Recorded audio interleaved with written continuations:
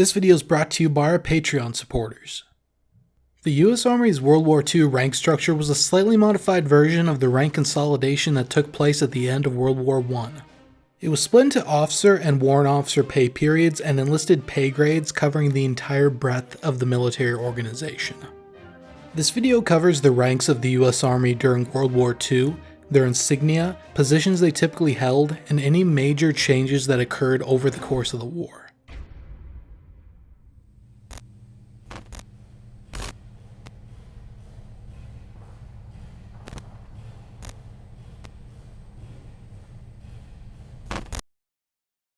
During World War II, the US Army's enlisted rank structure was limited to 7 pay grades, with the 7th grade being the lowest and the 1st grade being the highest. By 1942, a universal set of chevrons with only minor color variation was worn on the upper arm sleeves of all enlisted uniforms. These chevrons were dark blue on light or medium olive drab depending on the uniform. On the M1 helmet, junior enlisted didn't have any unique rank markings, but non-commissioned officers at grade 5 or higher had a white horizontal bar painted on the back of their helmet. At grade 7 was private with no rank insignia, while grade 6 was private first class represented by a single chevron. Organizationally, private and PFC were used in the same positions, although a unit would typically get a specific allotment of PFCs to fill them. Prior to 1942, grades 7 and 6 also included specialist ratings for soldiers with a specialty that warranted extra pay. There were 6 classes of specialists, with the Specialist 6 class receiving the smallest pay increase and First class receiving the highest. These were ratings rather than ranks, meaning specialists were still privates or private first class. Specialists didn't have an official rank insignia different from the regular private or private first class, but rockers were sometimes unofficially added to denote a private first class specialist. For example, a PFC Specialist 6 class would have 1 chevron and 1 rocker, while a PFC Specialist First class would have 1 chevron and 6 rockers.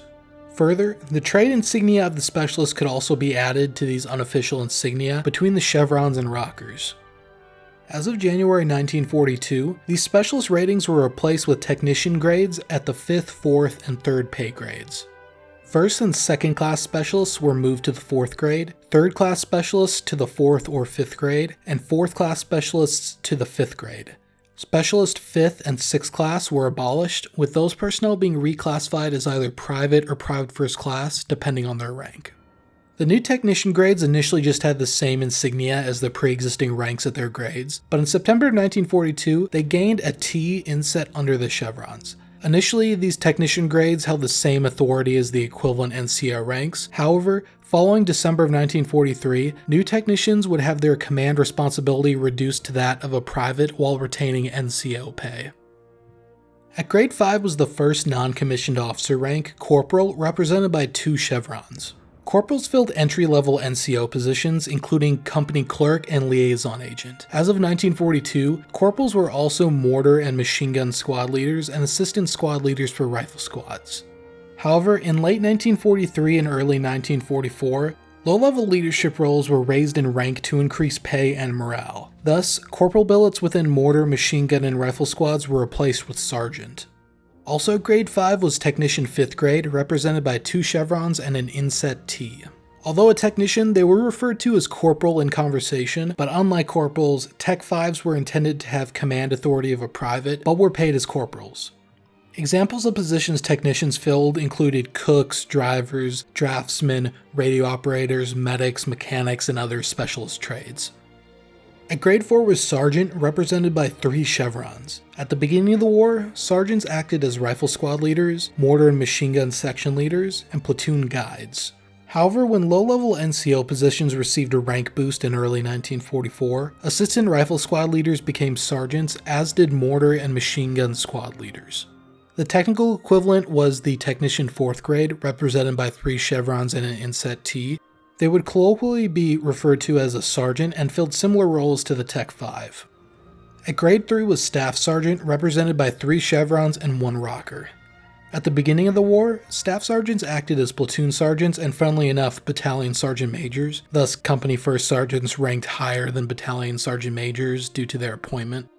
However, after rank elevation in early 1944, staff sergeants became rifle squad leaders, platoon guides, and mortar and machine gun section leaders. At grade 2 throughout the war was technical sergeant, represented by 3 chevrons and 2 rockers.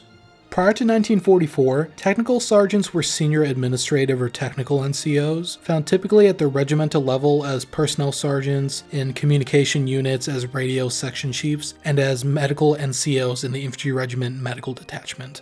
After 1944, technical sergeants became platoon sergeants and battalion sergeant majors, replacing staff sergeants. At the beginning of the war, first sergeant was also a grade 2, but was moved to grade 1 in September of 1942.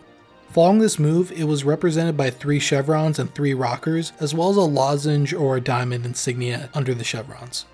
They were the senior non-commissioned officer in a company, advising the company commander and handling administrative matters, including discipline. Also grade 1 was Master Sergeant. Master Sergeants were high-level NCOs, both in command and technical roles at the regimental level. They were regimental sergeant majors, as well as senior regimental logistics, operations, transport, and communication NCOs. In parachute units, they were regimental parachute maintenance chiefs, while in ranger battalions, they were battalion sergeant majors. Between enlisted and officer grades were warrant officers.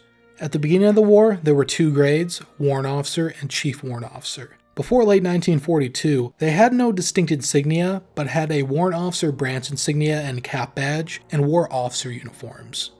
The warrant officers gained a distinctive rank insignia in late 1942. Warrant officers received a 3/8 of an inch by 1 inch rounded gold bar with a brown enamel backing and a 1/8 inch latitudinal gold stripe. Chief warrant officers received a gold bar, but with a longitudinal gold stripe. These bar pins were worn in the same manner as officer insignia, on the shoulder straps of coats, the right collar of shirts, and the left side of the garrison cap. Warrant officers acted as technical specialists, serving as assistant communications, maintenance, supply, and munitions officers in infantry regiments. Warrant officers were appointed via warrant from the Secretary of War, receiving the pay of a second lieutenant. Chief warrant officers received a commission from the president like regular officers and were paid $2,100 per year as base pay. In July of 1942, the rank of flight officer was created, equivalent to a warrant officer. This grade effectively replaced enlisted pilots in the U.S. Army Air Forces, as well as being technical experts for the branch. Air ratings received the warrant officer rank insignia, except with a blue enamel backing rather than brown. These ratings included pilots, navigators, bombardiers, flight engineers, and fire control officers. Most graduates of pilot school received the flight officer rank, with only the top performers receiving a commission as a second lieutenant. In the tables of organization, flight officers were typically authorized to replace up to half of second lieutenants in a squadron. Meanwhile, flight officers who had ground ratings received the regular warrant officer insignia with a brown enamel. Air rating flight officers were promotable to second lieutenant, while a ground rating flight officer was promotable to chief warrant officer.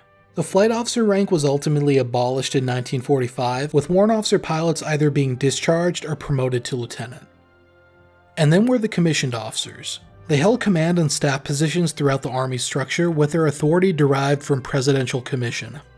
Officer ranks were divided into pay periods and denoted by metal pin insignia. In the field, officers generally had a white vertical bar painted on the back of their M1 helmets. Some officers also painted their rank insignia on the front of their helmet, although this was inconsistent and likely varied unit to unit.